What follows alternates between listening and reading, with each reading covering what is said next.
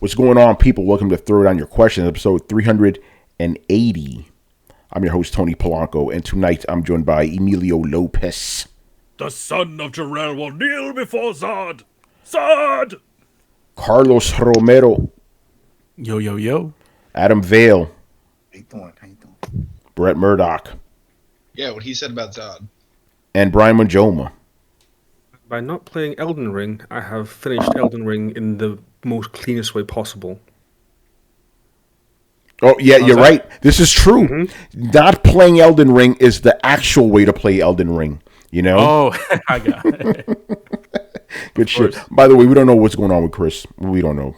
We sent the bad signal out, you know, hopefully a little answer, you know? Probably baby duty. He'd be like, da-da-da-da-da. Yeah. All right, man, we're back with another one. I call this episode a grab bag of topics because, or grab bag of questions. It was just all over the place, which is fine, you know. Also, no, nothing. Yep, just a grab bag. Even though we got some Elden Ring in here because always Elden Ring on Throwdown, you know. All right, man. So we'll get started again. No Chiron. We got to figure this shit out. Probably do it after. Oh, I should add that. I mean, I'll say this at the end of the show, but I'll say it again. I won't be in for the next two episodes, people. Manny and Carlos are going to be helping me this thing because I'll be in Vegas, you know? Vegas! So it should be fun. Mini little vacation for me. Going out there to Danny's wedding, Danny Pena, you know? Should be fun. Oh. It'll be crazy. Is it a gamer tag wedding? Gamer tag wedding. Don't tell anybody we're planning a party. Yeah. Have Elvis do it? Now, you don't do that at weddings, right? You just sign a paper and you go home? You got drive-through weddings. Yeah, they do. Yeah, in Vegas especially. Shit, man, you wake up like I got married to Elvis. Shit, that's what's happening. You guys are all gonna be. Elvis married you to Elvis. You know. Pick you up at the airport in a bus. Like we're going through the drive-through, and then after that we're going to IHOP. What? Yeah. J Shep said it's gonna be the Hangover 5. Yo, funny enough, when that movie came out was when like close around when I turned 21. Yeah. So we, you know, everyone around that age was like having that fantasy. It was like, let's recreate the Hangover when we get there. No, thanks. Nothing tops the best line. He's like, did we? When the dude with the hand was talking, did we do? He's like, no. He's like, oh, good. No, I came in you and you came on the floor. It was beautiful. Oh, dude. Remember that? Like, one sub said, he goes, Danny's getting married soon. Yeah, he's been talking about it on social media, dude. It's not a secret. No, I mean, you know, him in the late in his Rihanna dancing, Rihanna dancing and stuff like that. They had something going, you know. Yeah, it ain't no secret. He literally posted, "I'm getting married in a week." Like, I mean, that's the one thing. Like, I like, and this is just the new culture, you know, where people have to sort of post everything about their lives. I don't know. It just feels a little weird sometimes. You know, where people. Yeah. No, it's funny. I was literally thinking about this, and obviously we're not judging anybody. You do what you want, you know. But I was thinking about that. I was like, you know, if I had a girlfriend, only you guys here would know in the background. Like, I wouldn't be posting shit. You know what I'm saying? Yeah. You know? Yeah. Unless she's an e-girl, then she's going to be having me in the pictures. You know? I'm here with my mans, you know? All of a sudden, there's a whole new change in the way you act. You know, you start listening to fucking Julio Iglesias, and then you like. Oh, you better chill with that shit. I'm not changing with no woman. You know, she's thinking of my. That's what they and then you start say. taking selfies, and then you start taking selfies, going with the little peace sign. And then I'm gonna tell you to start making all our like throwdown videos, like, you know, just put an outline around me, Manny. You know. Oh shit. Where the wedding's going on, and then Tony's like, "Yo, Manny, hit me with the graphics." Hit the graphics, you know.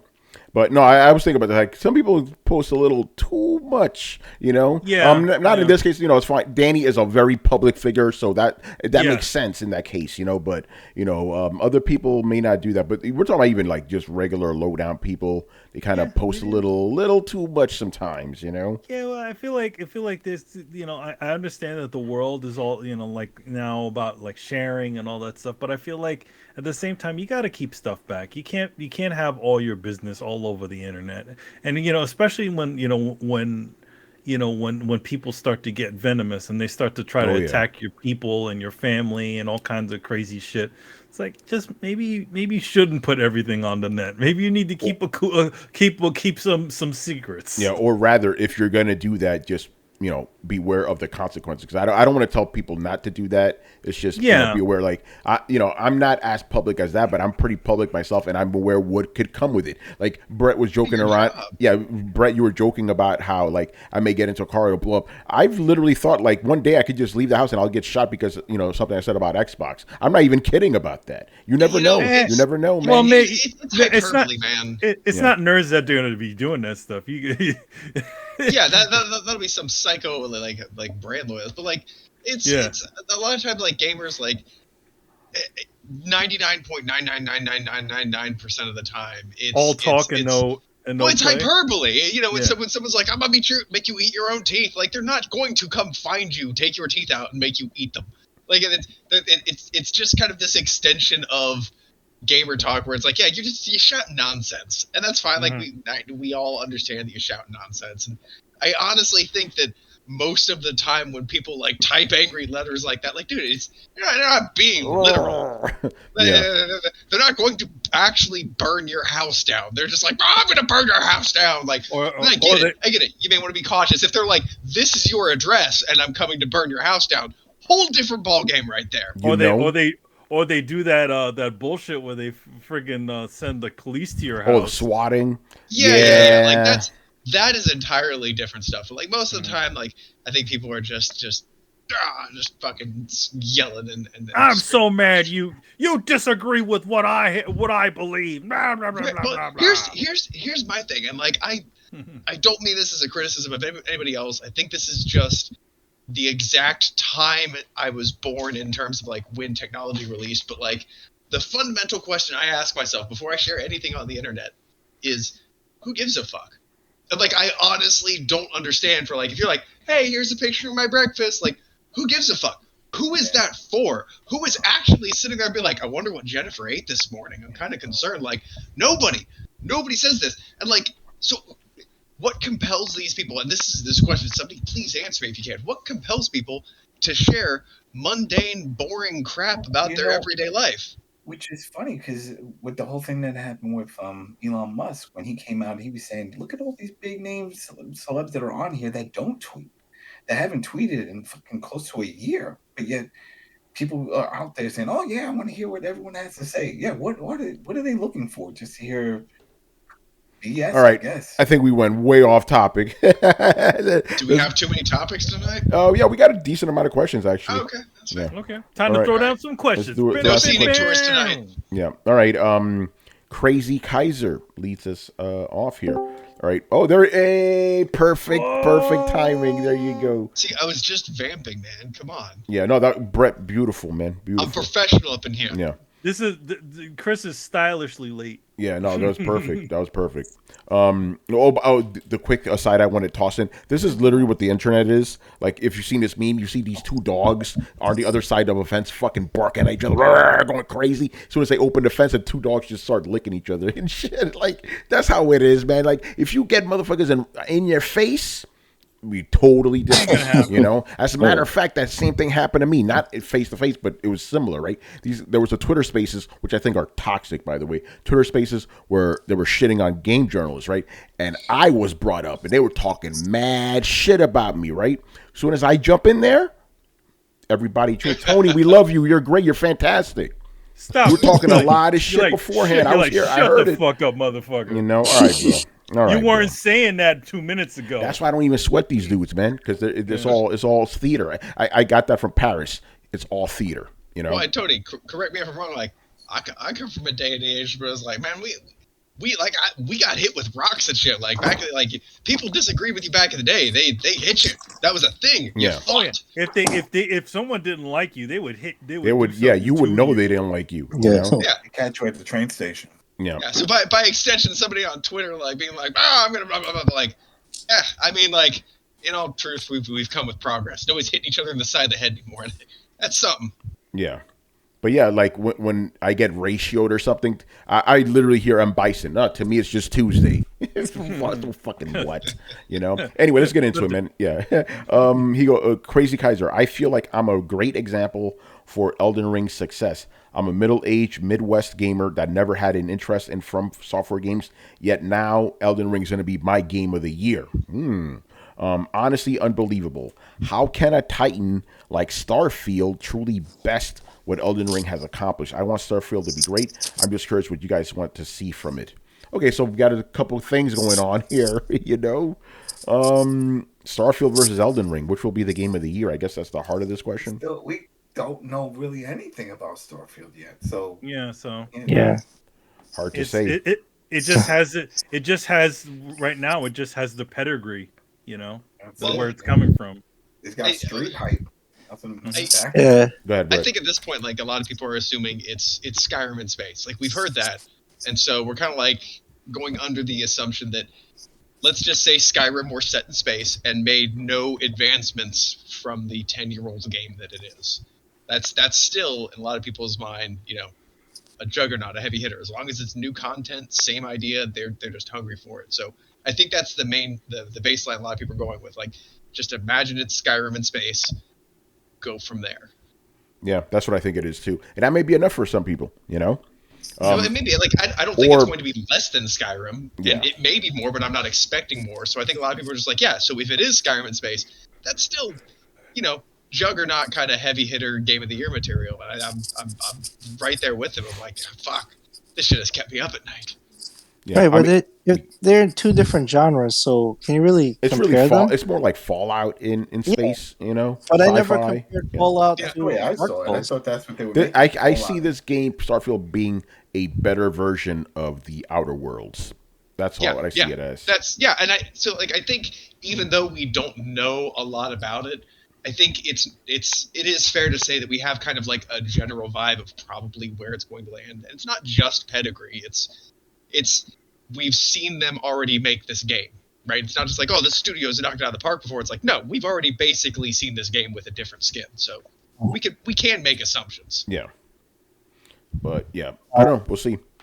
Can you guys hear me? Yeah, we hear you. Yep. Oh, okay. I was saying, is it fair to compare the two games? Because I never compared Fallout to Dark Souls. You know, I think they're two different things. So I don't think with the open world, people will compare them though, even though they shouldn't. Because I think that's what it is. Elden Ring's open world. This Starfield's going to be open world. But I don't compare this to GTA. Yeah.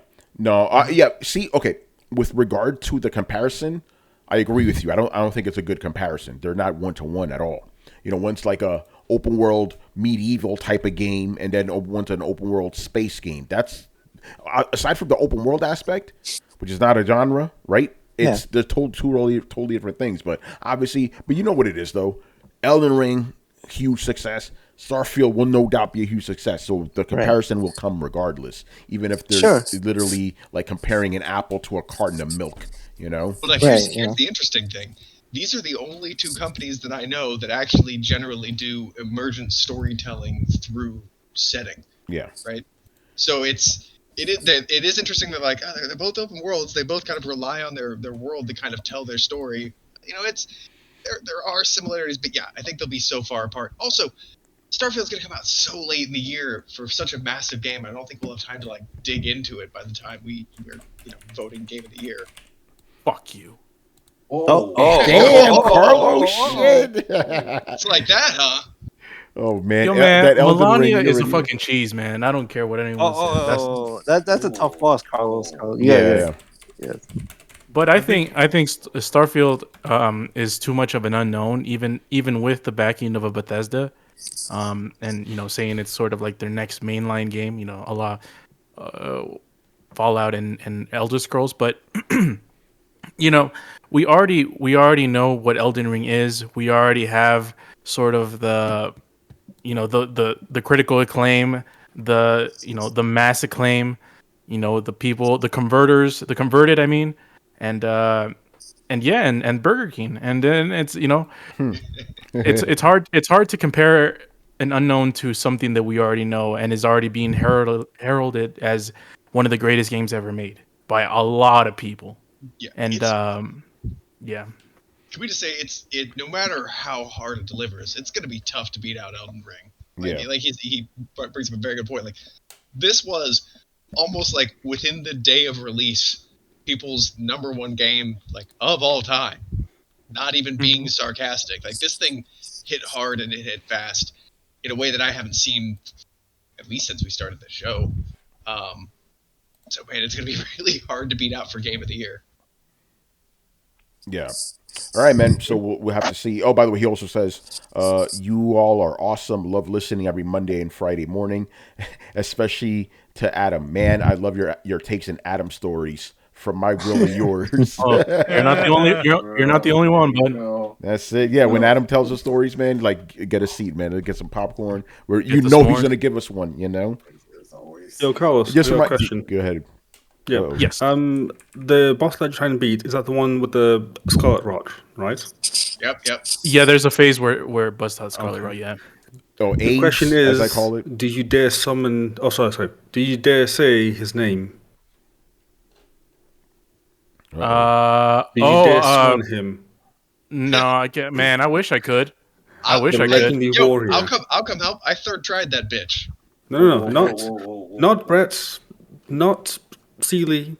I mean, you're talking about, the one her with the na- pot on his head. You know, Brian, we are trying to build our own legends here, and I put hours and hours into helping people. And just because I'm not naked with a pot on my head doesn't mean I'm not useful. But also, that man is a fucking legend. Yes. God bless. Yes. Oh my God, I love. That's like the greatest thing ever, isn't it?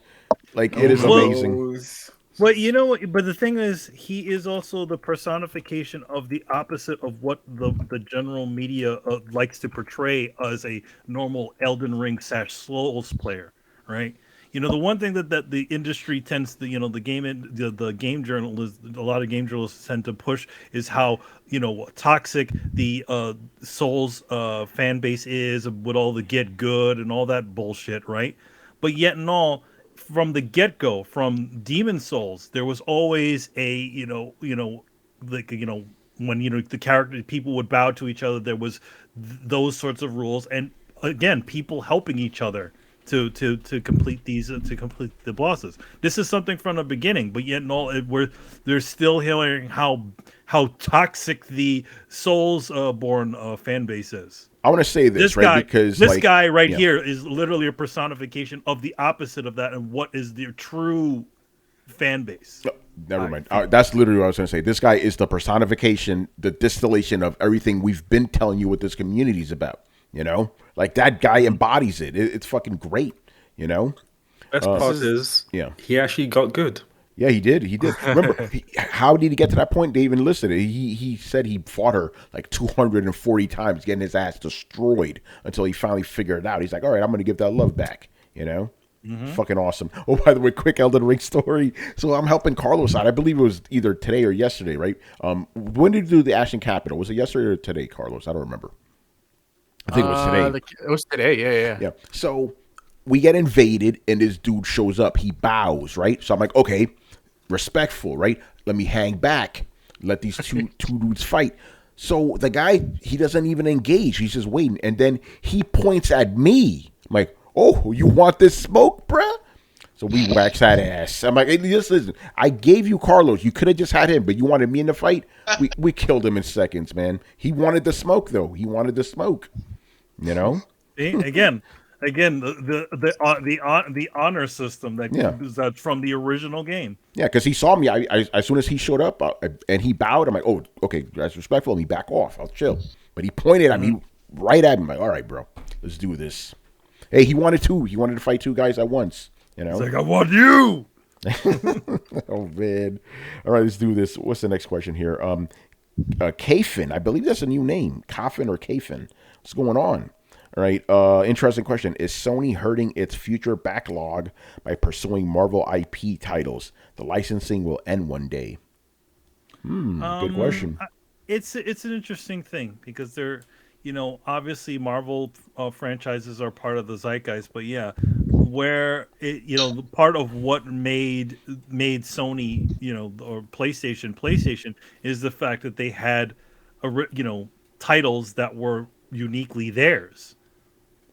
Yeah. So Yeah, I don't It's know. I think he's asking like, what if in like 5 years or wherever, like you can't get Spider-Man because of some licensing bullshit. because of licensing. It's possible. Yeah, I mean, it's possible. it is definitely possible. Like, let's say in the future We've seen it that happen. that Microsoft, uses their biggest exclusive to pull all the Marvel franchises away from any other console. Yeah. By the way, if you guys don't know what Microsoft's biggest exclusive is, that is money. You know. So you see how they're able to just just square away a company. Who's to say they can't just be like, you know what? You see this, this Marvel thing that you got going on? Come over to our side, But I think it could most definitely hurt their the previous games, but that is also thinking that will Sony even do, because with the wishy-washy way that Sony supports backward compatibility these days, they may just do some, they just may dump it and then just be like, oh well, Yeah.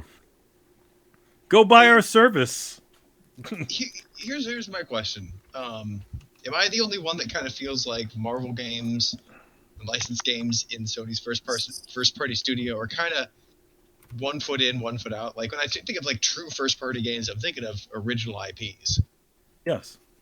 So like, yes, they are increasing their stable of games, but also like in public perception, it doesn't make it feel so much like. I mean, I know SpiderMan made it be like, I want to get a PlayStation for SpiderMan, but I just feel like looking back on it, if it's a bunch of Marvel or licensed games, then it's not going to feel like they're.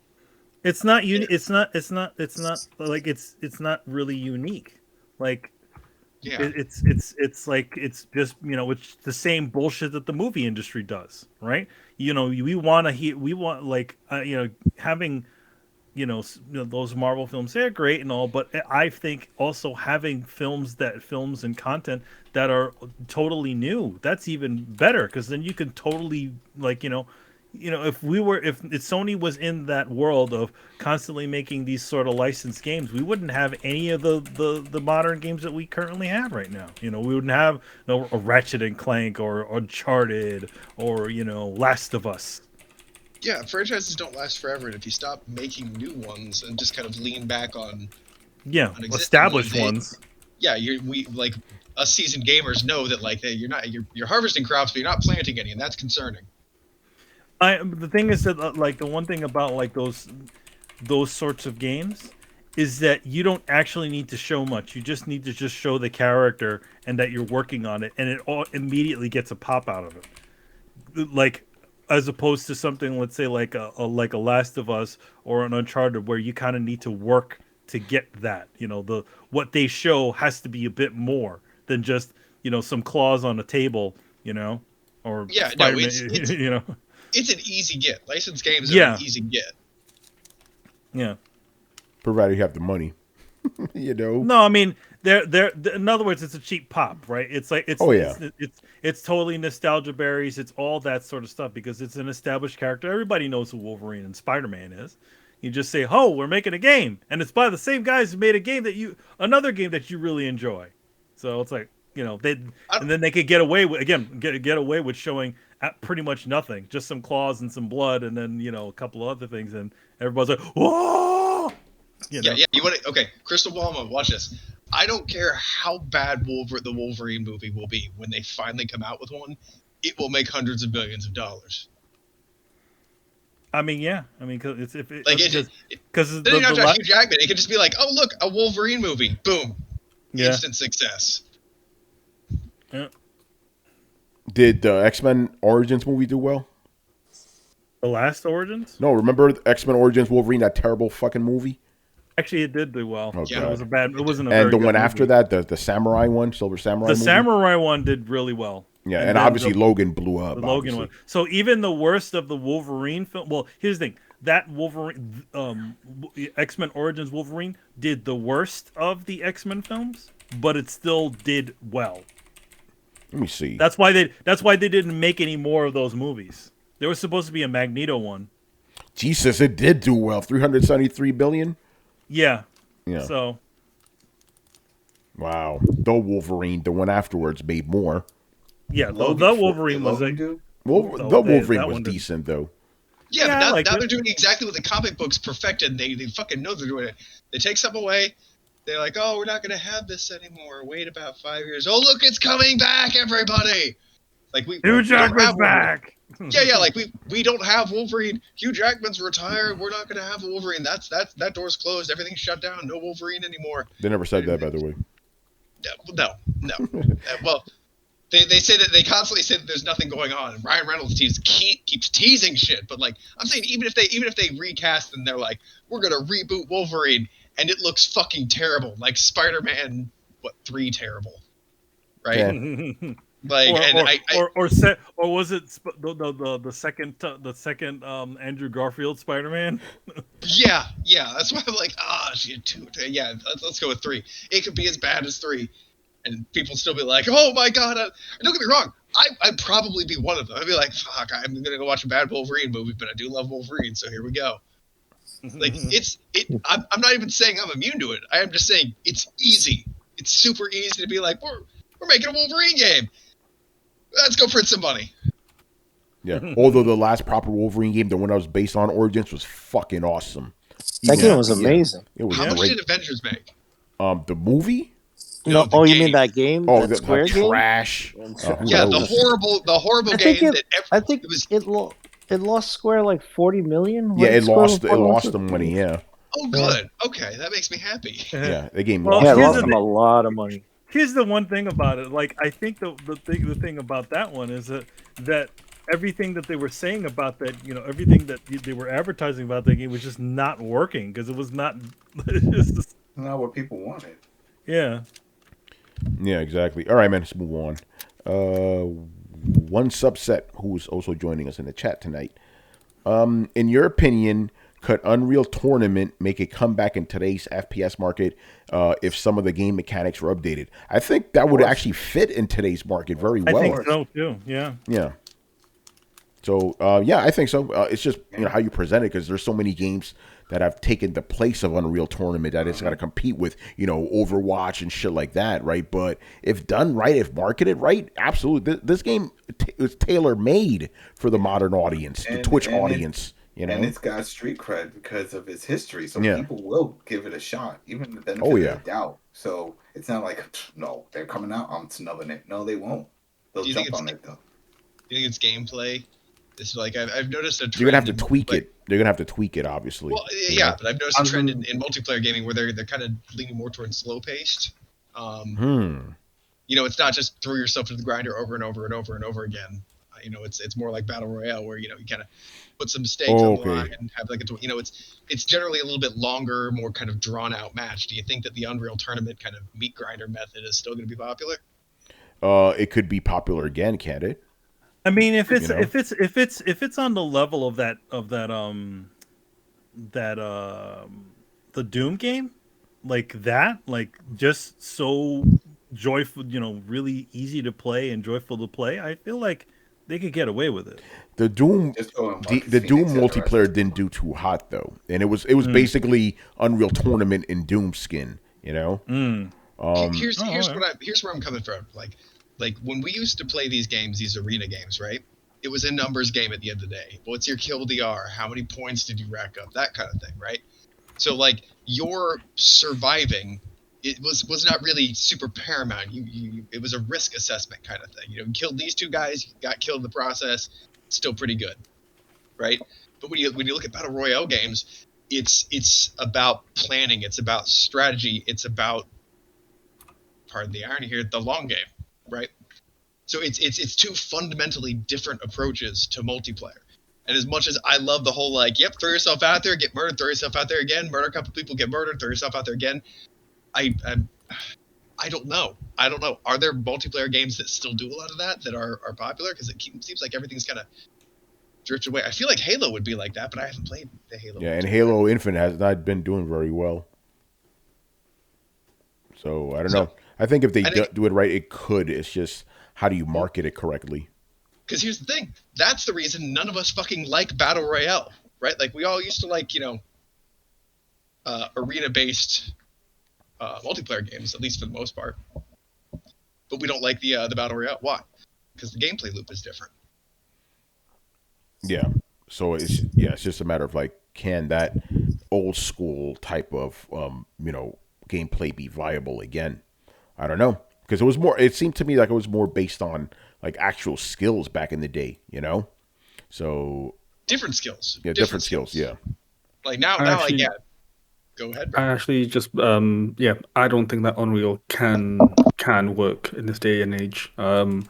Because I feel like the multiplayer people, I guess, multiplayer players, the people who play multiplayer, they have been conditioned to think that multiplayer should be a certain way, and they've been conditioned to pretty much accept that on top of your guns you'll have some sort of skills, whether it's you can build stuff or you have some sort of like shields, or there'll be some other set of skills you can have on top that will help like give you some sort of edge or advantage. A modifier, Unreal yeah. Tournament, yeah, Unreal doesn't really have that. Unreal is pretty much just you need to know the game, you need to know the weapons, you need to know the matchups, and you need to know where the weapons spawn.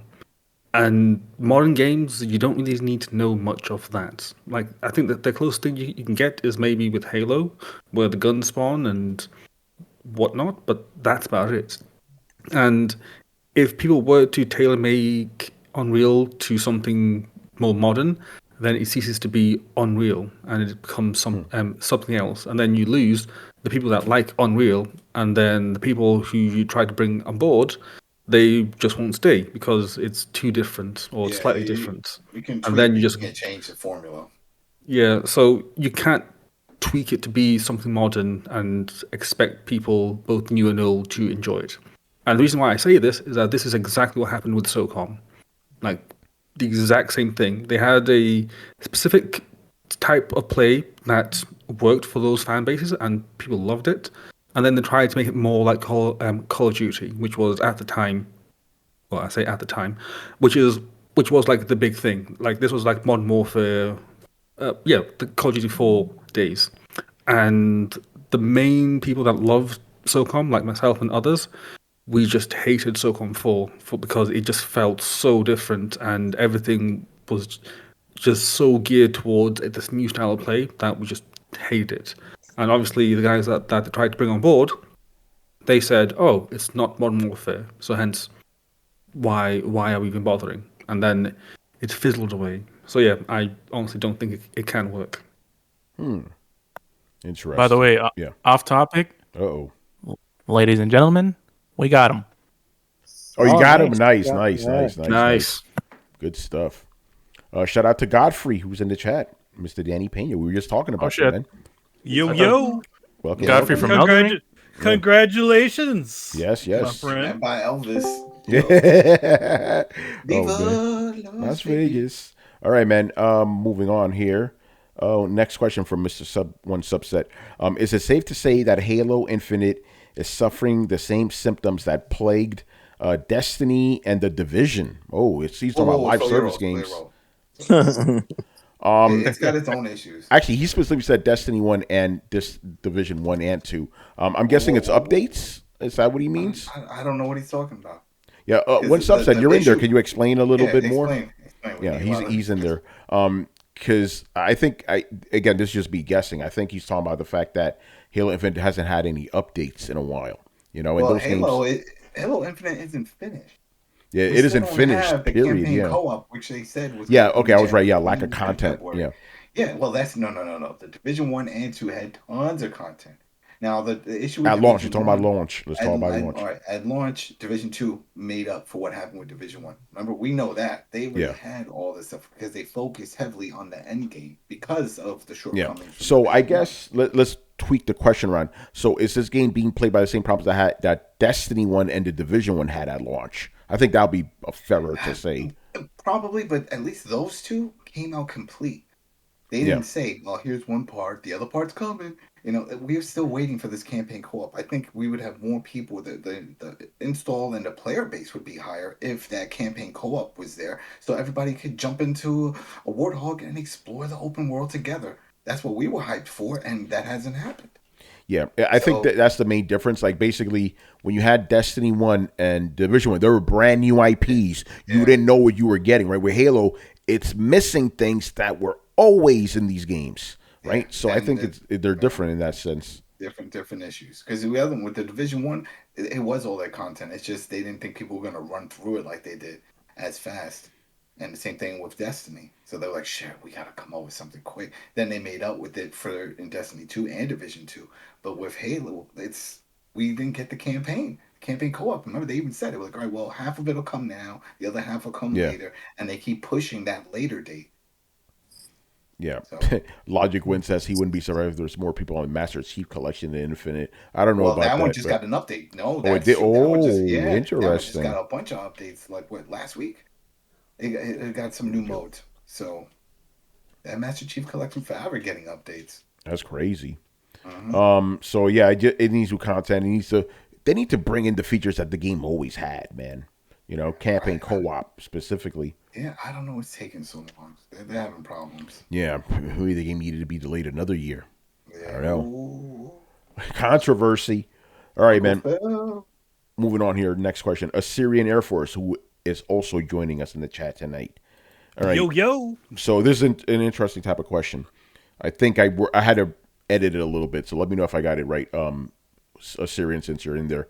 Regarding day one releases on Xbox Game Pass and PlayStation Plus, here's some examples. Rocket League was a success. Outriders developers allegedly haven't been paid yet.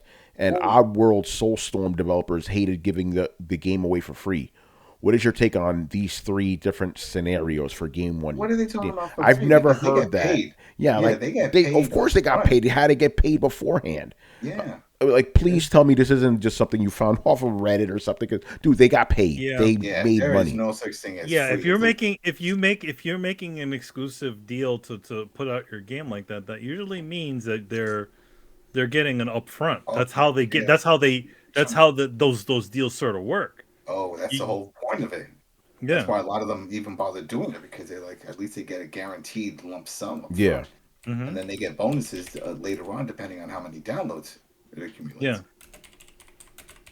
And then for whatchamacallit, for Soulstorm, let me see this. Okay, so this is real. The developers regret devastating PlayStation 5. What? PlayStation. It was free on PlayStation Plus was devastating for Oddworld Soulstorm, says the developer. Okay. Okay. Firstly, that title is very misleading. It's not in the way that you think. It's devastating because they had projected that they were going to sell 100,000 to investors, but then they had to scale back to say, okay, we think that we'll only sell 50,000 to people. So what happened is they made a deal to go on PlayStation Plus for free, but then in the long term, they through PSN Plus they sold, or they shipped, or they sent out 4 million copies. So hence them being free on PSN was bad, because then the money that they got was on the projected sales of 50,000. So effectively, Sony paid them for 50,000 when in actual fact they did 4 million, and hence they lost out on all that extra cash. Wow. So that's why it was devastating. That's their own fault. So hence it's not really the fault of PlayStation Plus. It's just more a fault of they had projections and it met more than what they thought it did, which it's kind of sucks, but hey, these things, they happen. Yeah. I mean, they look with Rocket League. I'm sure it was similar to that anyway, but they're not bitching, because eventually it helped them in the long run, because that game became a super hit after that PlayStation Plus. Remember that? When that came out? And until this day, it's still a hit. People love Rocket League. Gee, that is devastating, though. Shit. Fuck, I'm reading this now. That's brutal. But yeah, again, here's the thing. We don't know the exact behind the scene, some of us do, but we don't really, we don't have enough knowledge to speak about these sort of things. So I don't know if we can answer this properly. Every deal is different. Yeah, every deal is different. We don't know all the behind the scenes stuff, and I again, you guys know, I'm going to say the same old shit. I do not want to go into speculation land. So I don't want to talk about that because we don't know. We don't have enough Because information. look at some of the first party games that are still, well, not first party, third party games that launched day one that are still at least on Xbox Game Pass, like Back for Blood. That was a day one, and it's still there. Yeah. It's still there. So it obviously doing well. Something's positive on that front, or else Warner Brothers would have pulled the shit. All right. Syrian Air Force says, and please tell me where you got this from.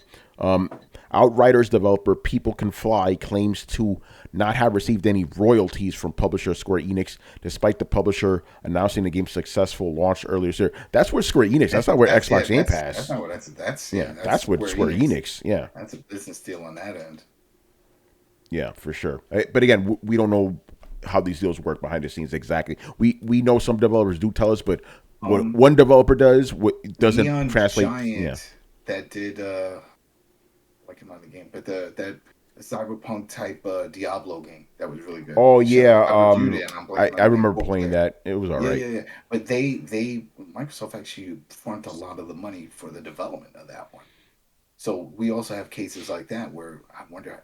I'm sure the amount that they get maybe wouldn't be as great as some of the other ones, but the development cost was covered by Microsoft. Yeah. So, but again, every deal is different. Yeah. All right, man. We'll move on because again, just speculation right there. I'm going to do that. All right. I think we may have answered something like this before. So correct me if I'm wrong. Here goes. Which Sony studio would you like to see make a Gears of War or Halo game, or what Microsoft studio would you like to see make an Uncharted? We've done this before. All right, so we'll move on. Mob hits. All right, with the recent news that Microsoft may be implementing ads in their first-party games with some sort of new technology, do you guys see this as a bad move or something that can catch on and be profitable? Apparently this is something that's like. They want to test in-game ads. Though. We've seen this recently with the 2K games, the NBA. If people remember, I think it was 2K20 and 21 where they released it for a while for like $2.99, and I was like, "Oh, this is dirt cheap. This is great." But then when you go into halftime, you would see a full like car commercial. Yeah, a real car commercial would pop up, and you see all these other ads. But what the hell is all these ads? Like, well, you only paid $2 for it. That's why, because they're trying to do this test run to see if this can work. So it's been there. And look at all the shit with Fortnite. That's all ads.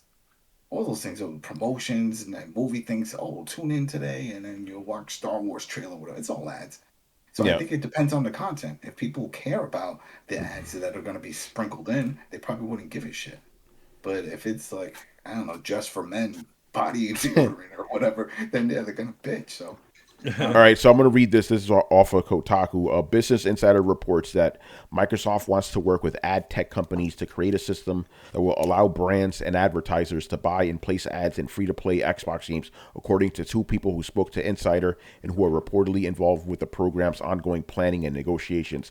According to these sources, the ads could appear as digitally rendered billboards in a racing game or open-world adventure. However, it's currently unknown what other forms free-to-play ads could manifest in, or if they will include videos or audio. Business Insider was also unable to confirm if Microsoft and Xbox have started pitching advertisers and brands on the new ad system. Regardless, it's expected to launch about the third quarter of this year. Interesting. So this is happening apparently this year.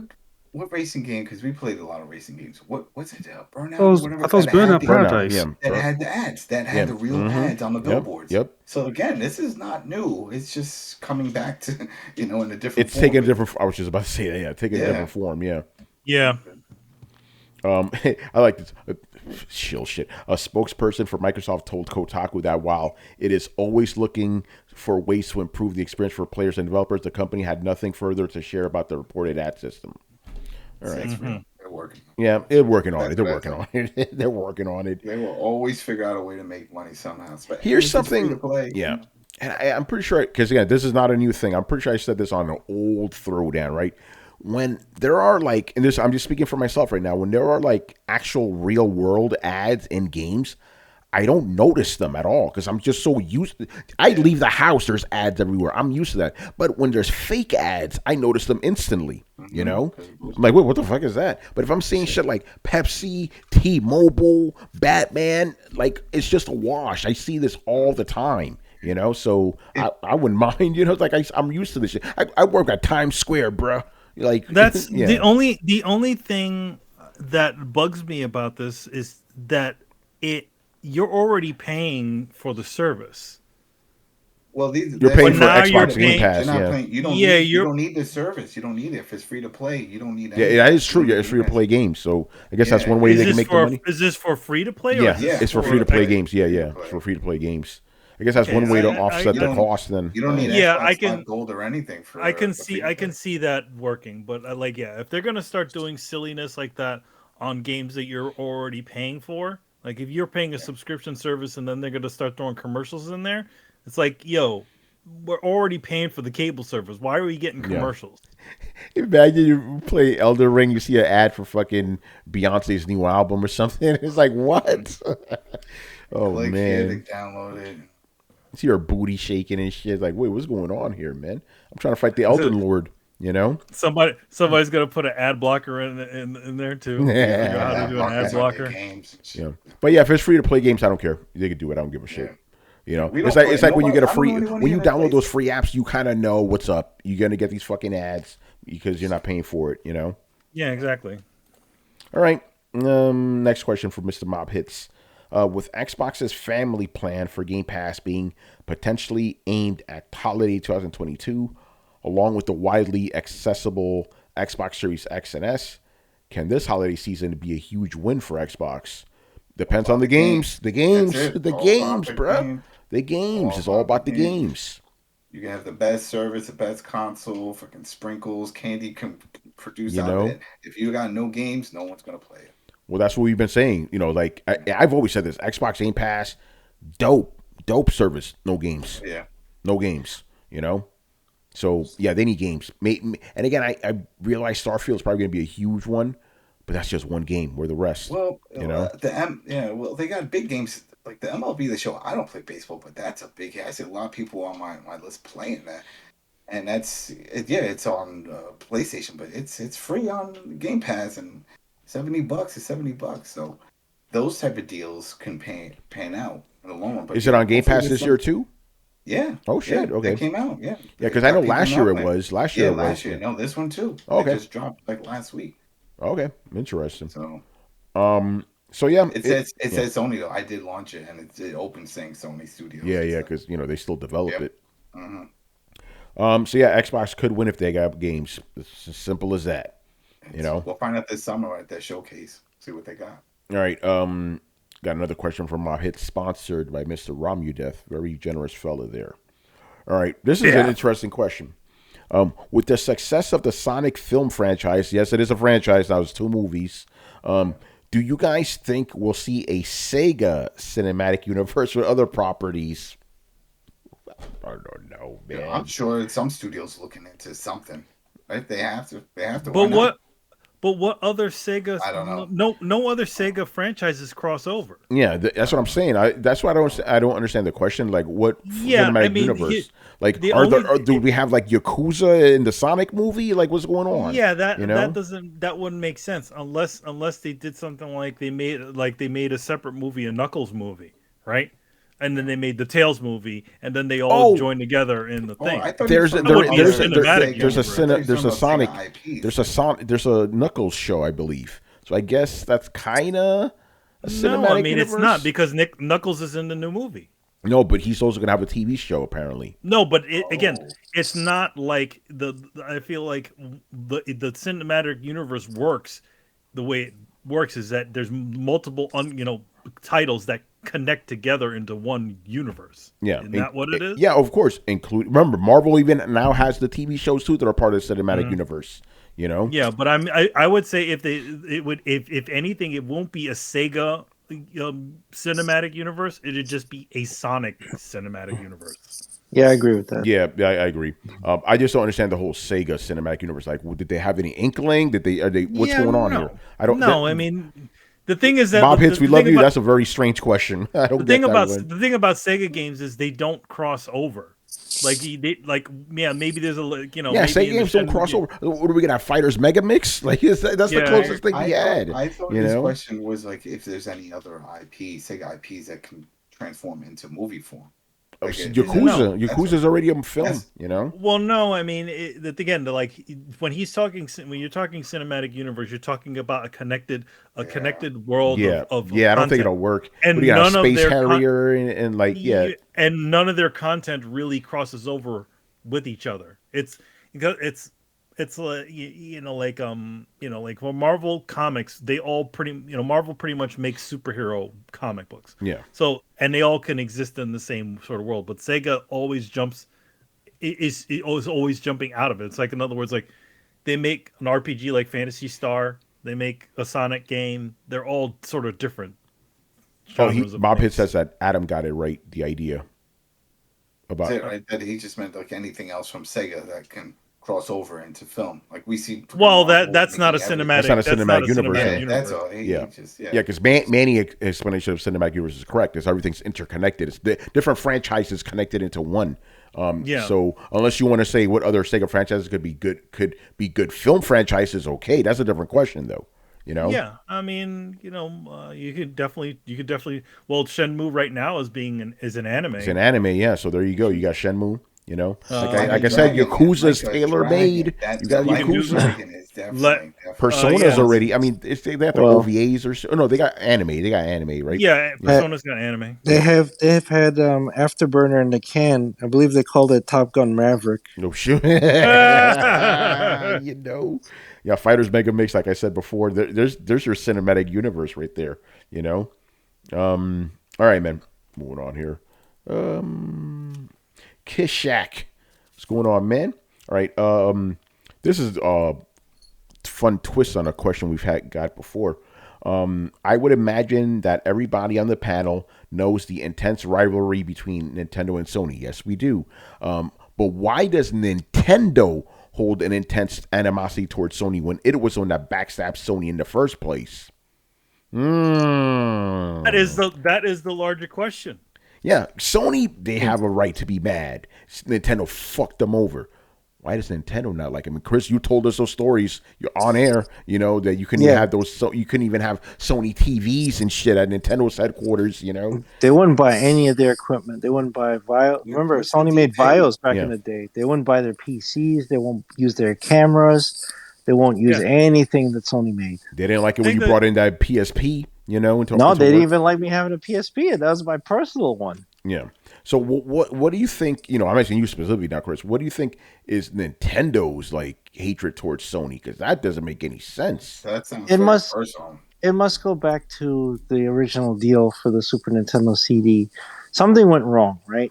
Because to backstab a company like that and make a alternative deal with Philips, and then not even go back to Sony, but instead wait till E3 and say it in public, right? Yeah. For investors and everyone else and for media. And Sony found out at the exact same time. So something really bad, something broke down in before E3 that year. I don't remember what, 95 or whatever it was. Some part of those business negotiations broke down for Nintendo to then run to Philips and make an alternative deal. And that was Nintendo's fault, 100%. It was Miyamoto who was paranoid about Sony having control over their their IPs, right? Because they were making the hardware, which meant that Sony would have some control of the systems. He didn't like that. So I think he influenced those decisions. And I'm speculating right now. It's not like I was there. I didn't take a time machine and go back. And I certainly didn't work there back then. But I think he had a lot of influence, and his paranoia over Sony having some control over Nintendo's destiny in terms of hardware, and basically creating the decoding for all the software that they would be doing. They didn't want that. So that's why they did the Philips deal. And the Philips deal, all it was like Philips got to use Mario and Zelda IPs, and then what came of it? Nothing. They ended up making the Nintendo 64, which was all SGI based hardware and still cartridge based. Nothing came of that. So they ultimately lost out. And what did we get? We got the PlayStation, right? So if anything, Nintendo fucked up that deal altogether, and maybe they blame Sony for that. Maybe they didn't like that. I don't know. But it was really their fault. So, in every sense, if you look at it from the outside, you're like, well, Sony should be the one who'd be mad at that and be bitter, but it's the opposite. Yeah, it's interesting. It's like a girl cheats on you, then she's mad at you. It's like, what? or it's like somebody getting somebody getting remarried, right? And then the person that's getting the person cheated with is mad at the person that the original person. Yeah, no, you're right about that. There's something that we don't know. There's got to be something that happened behind the scenes. Here's an interesting thing. Here's an interesting thing I found out about Japan. So apparently, it is possible to sue somebody for defamation. You could do that anywhere, right? But it could also mean even if the claims are true, they can still sue and win. So if one of these companies came out and actually said the truth as to what happened, the other may be able to come out and sue the other person for defamation, the other company for defamation. Interesting. That's part of the reason why a lot of Japanese people don't talk. Like why Hideo Kojima hasn't done the tell-all. Yeah. Because theoretically, Konami could probably sue him for defamation, even if his claims are true, and he can possibly lose. So yeah, interesting stuff.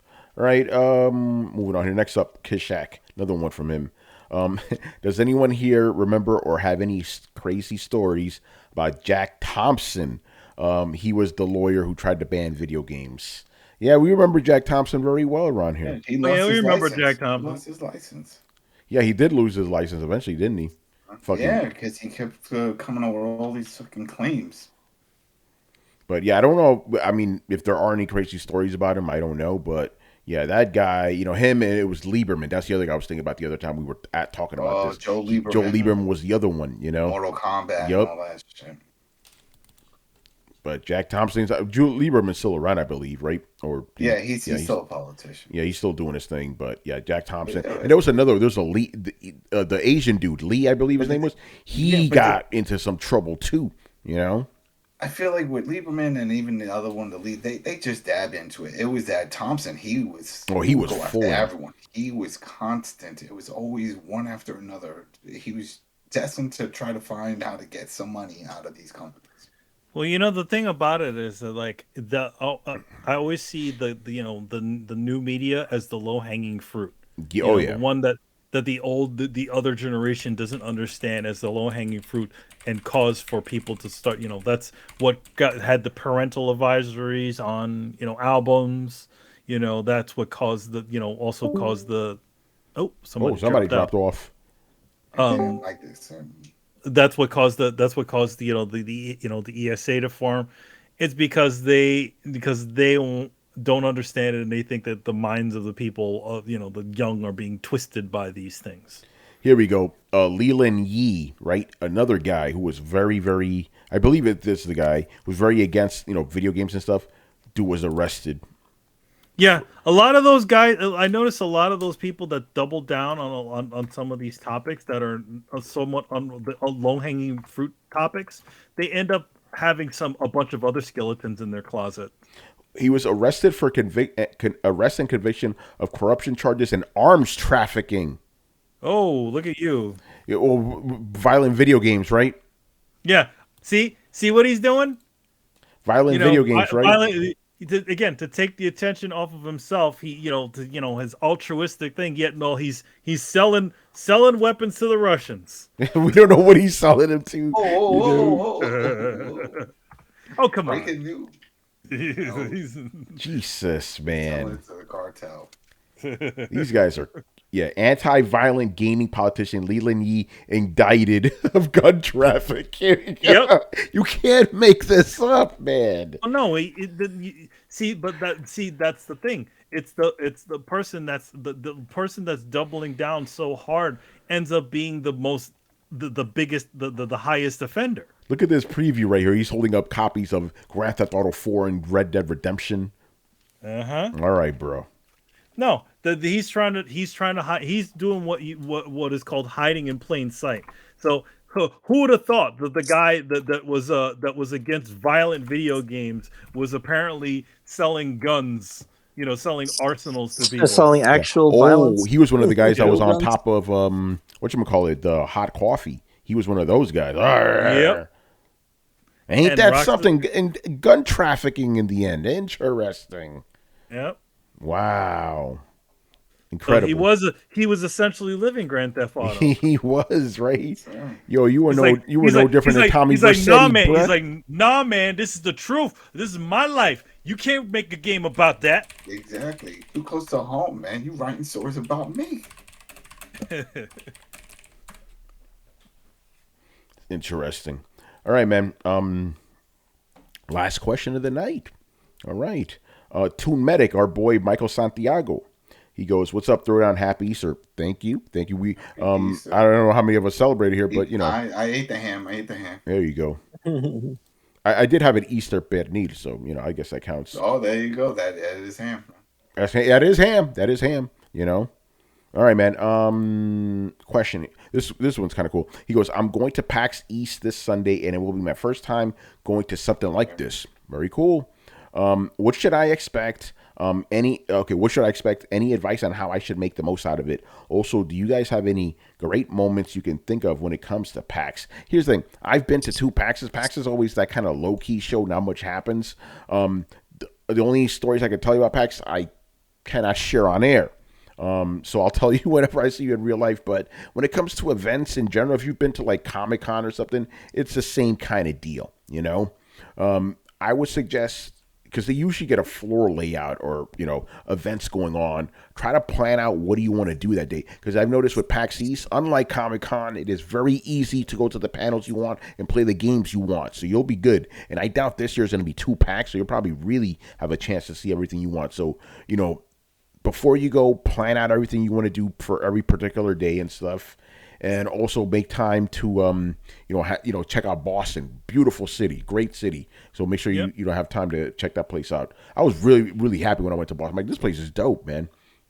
So make sure go ahead. That's the best. That's definitely a good thing. And just like, plan out the things that you want to see, and see how you can get there and all that sort of stuff. I've actually never been to PAX at any capacity, but again, I feel like it's pretty similar to a lot of other conventions and things. You sort of have to plan your time a little bit. Be aware that some of the lines will be a little long, especially for the high profile games. Yep. So sometimes knowing that obviously if there's a game that's there that it's going to be a long line, possibly just like if you were to go to Disney World or Disneyland, try to hit those things first, because those will take the longest time for you to get into play. So go hit those first and then fill in the time in between with other things. Yeah. Did he say this was his first of this type of show? Yes. Okay. So basically any convention knowledge will be helpful to him. Yeah. Okay. A couple things. I'm surprised he's never been to Comic-Con. Yeah. Yeah. Here's a couple con suggestions, just in general con suggestions. If you haven't been to a lot, trying to adjust your sleep schedule the week before, you're going to be getting up fucking early to catch a lot of this shit. So dragging ass isn't necessarily great. So try and adjust your sleep schedule beforehand so that you're not quite so groggy in the mornings and miss a bunch of stuff that you like. Always get a good breakfast before you leave your hotel room. You're going to be burning a lot more calories than you're used to. A lot of walking. Yeah. On that note, get comfortable shoes and or insoles. Do not want to get blisters and that kind of shit when hand sanitizer. Hand sanitizer. That's a lot of dirty control. And he's also he's an EMT, so he knows some of these basics. He's EMT, so he probably already has a pair of comfortable shoes. He's on his feet a lot. Yeah. You may not think about for sure. Yeah. Expensive as fuck. Oh yeah, exactly. And even though some people will not do this around you, make sure you shower every day. Yeah. That's overrated, Tony. You will get some very special smells sometimes. I remember the first time I went to PAX. This was 10 a.m. The show had just opened. I smelled that shit in the air. I'm like, are you fucking kidding me right now? First day. Musk. The musk of the good nerd. Yeah, but everything Brett said, take that to heart. You know, wear some good shoes, bro. You're gonna be walking, but also make sure you also plan your day so you can like, okay, now it's time for lunch or whatever. Here's dinner time. Also, I would also suggest, possibly finding places to eat outside of the convention. I would definitely suggest because expensive. Yeah, convention food is very expensive. Not good and very expensive. Yeah. You'll be spending like $5 for like a Coke, which is crazy. I mean, if you're only going for one or 2 days, I mean, it's not too bad to. He sounds like he's. But I'm like, if he's in Boston, let's go eat in the city, bro. Go get some clam chowder. Yeah, like you can have like if you plan an hour and a half to actually like go somewhere and get lunch, you'll spend less money and actually like get to take in some of the city and the dining. Yeah, dude. The place around you. And get some chowder. Yeah, and Michael, you're from New York City, so when you go up there, you're gonna be finding those prices are very affordable compared to the shit we gotta pay here. I remember the first time I went to Boston, we went to this restaurant. People were like, "Oh, these prices are expensive." Like, this is cheap as fuck. Like $12 for a burger? Really? This is great. I have to pay $17 back home. So so you'll be right. One more thing. Yeah. Kind of to piggyback on what Tony said, like plan your day. Plan what games you want to play, plan what panels you want to see, and then fill up the in-between space with floor, right? Like you're going to be tempted to go and just wander around the floor. It's huge. It's going to be there. Use that to just kind of kill an hour here, an hour there between the panels that you want to see. Because if you try and schedule it, you're going to find yourself you don't have enough time. But you can always go and wander around the floor to kill some time. Yeah. Also, just to fill up on what Brett just said, also, even though you have your plan, you want to wander around for some fun random stuff, right? And that's what the floor time is about. Because you never know. There's a lot of little things in PAX, and not just like video gaming. They also have like tabletop gaming and all this other cool shit, and also you're probably going to meet a bunch of cool people out there. Michael, you're a very social guy and stuff, so I know you definitely want to do that.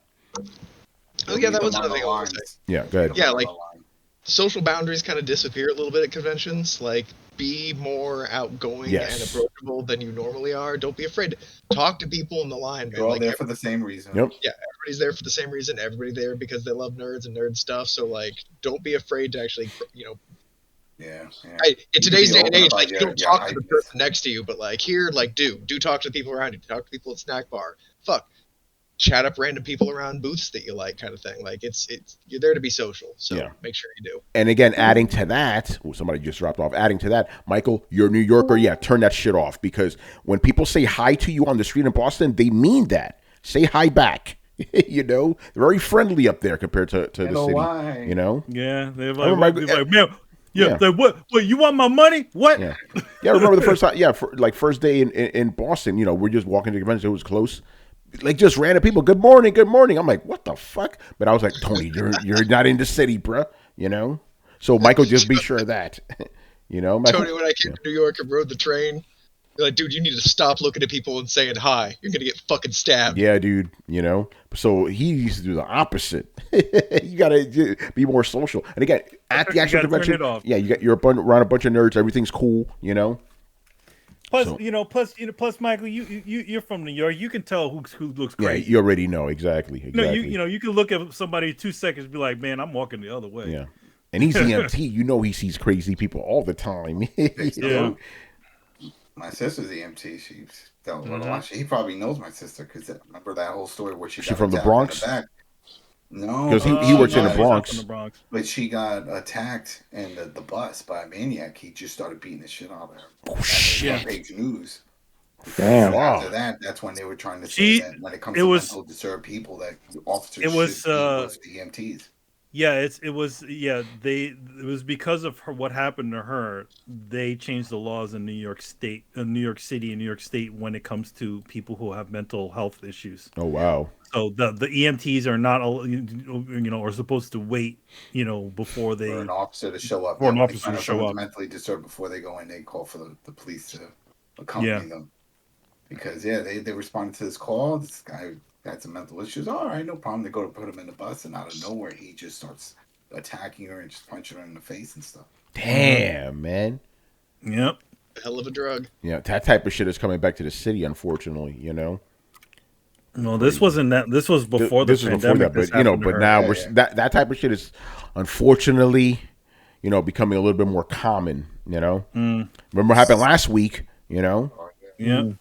That dude was from Philly, by the way. Oh, man, that's one of your people, man. That's one of your people. Hey, that guy ain't one of my people. Philly people. I don't even look at no Philly. Yeah, you're not one of them. You just live there, I live in a safe location where these crazy motherfuckers don't go. They go up to New York for some fucking reason. Did you hear about this guy? Apparently, he turned himself in. He just called the cops and he started walking around. He called the tip line. Yo, I'm gonna turn myself in. I want that reward money. But then again, he also left. They said he left his ID there. That's how they knew who to look for as a potential suspect. Did you guys see his video? His rant video on YouTube? He had a YouTube channel. And he was just ranting crazy. Like when you hear him talk, he sounds like those crazy subway people, But why would he attack people in Sunset, which is predominantly Hispanic? It's like, man. Out of all places. Like if you're having all these problems with the government and how everything, why the fuck do you go to a random stop near Cypress Hill Cemetery and say, all right, this is where we're gonna make our stand? That don't make no sense. I think they think it out, man. Yeah, they don't think it out, I'm just surprised. The dude specifically took a U-Haul full of guns all the way over to this random ass stop in fucking Brooklyn. Yeah, that's so weird. That's the thing. Like, why are you gonna sit there and plan that shit out and be like, and you know who the target is? Some random asshole on the corner. Like, motherfucker, like, there are people in charge who have made the decisions that you're angry about, right? Like, I'm not saying like you should point your anger in any particular direction. I'm just saying, if anyone, it shouldn't be that one. Jesus Christ. It's like getting mad. It's like getting mad at the way the insurance agency treated you, so punching a nearby baby. Like, what? Yeah, that's exactly it right there. Shit is wild out there, man. Anyway, we're done for this week. Another good one. Thank everybody in the chat for hanging out with us tonight. There's a big discussion going on about G4 TV, talking about the good old days. So there you go, man. All right. Do we have anything to plug around here? No, not yet. I'm still. I have a podcast that I did a few weeks ago that's still going to be coming up eventually. So I'll let guys know when that's coming. Yeah. Oh, Mob Hits making it rain. Thank you for the bits, man. Thank you. Good stuff, Adam. You got anything, man? This week we'll have another episode of I Am Negan, the TWD Universe podcast, and this one is for Fear the Walking Dead, season 7. Episode 9. Episode 9 and 10, but we'll just do episode 9 and follow with 10. And it's back. And Richard Bailey already watched it and he wasn't too thrilled. He always got something controversial. This isn't going to be that controversial. He's pretty much sure that we're all going to agree on this. So we'll see. So check that out. Spotify, iTunes, thecoalition.com. Yeah. I don't have anything to plug. I'm just going to tell people to go watch the Batman. Something in the way. Don't eat fish. Because they don't have any feelings. or where the bad folks go when they die. Nah, they don't have that song. Go to heaven where the angels fly. They don't have that song in the soundtrack. Go to the lake and fire and fry. I'm so glad the real song was in the movie, not that fucking cover they used for the trailer, Yeah. Covers, That was such a great song to end the album on. Nevermind, it's like, it's relax and chill, Good song, man. Good song. Every time I think about that movie, I hear it like, in the way. Well, that and Polly, Oh, that was a good one. Go listen to Nirvana Unplugged. Go listen to that. That was great. One. That and the Alice in Chains one. That was a really good. Those are two of my favorite ones. Yeah. Yep. That was really good. Go listen to those albums, man, and go watch the Batman. Even I'm annoyed that it's coming out on Monday. I'm like, Monday, put it on the weekends, man. No motherfuckers working on the week, All right, so we are done here. That's tonight, Monday, right? Yeah, it's gonna be available in like 10 minutes. Guadalupe. Go watch El Batman. All right, follow Throw It On Twitch and Twitter. join us on Discord where the news and the rumors are always popping. And again, thank you guys for posting all that stuff. We get all our show topics off of you guys, so make sure you keep them dropping, man, especially when I'm too busy at work and I forget to put the show notes together, It's like, oh, it's in the Discord, We are on every podcast app. Your favorite podcast app, we are on it. Throwdown Show. And you can listen to past episodes over on our audio boom, which is where the first let me get my man's name right. Crazy Kaiser. He said he listens to us every Monday and Friday. That's the audio version. So go make sure you check those out. And if you're on YouTube and you enjoy the content, make sure you hit like, subscribe, and hit the bell to be notified when our YouTube premieres go live. Sometimes they go up on time, sometimes they don't, but they go up. They go up. Yep. So yeah, links to everything down below. Once again, I was your host, Tony Polanco, and tonight I was joined by Emilio Lopez. See you next time. Chris Seeley. Hey, take care, everyone. Carlos Romero. Peace out. Adam Vale. Good week, everybody. Brett Murdoch. We haven't sold this Batman yet. And Brian Manjoma. Have a good one, people. All right, we'll see you on Thursday. Remember, I will not be here Thursday or Sunday, so the guys will be taking over. So I'll be listening to the shows as a fan. It'll be very interesting. All right. Why did they mention this? Man, you're fucked up. All right. Later, people. Later, guys. Latest.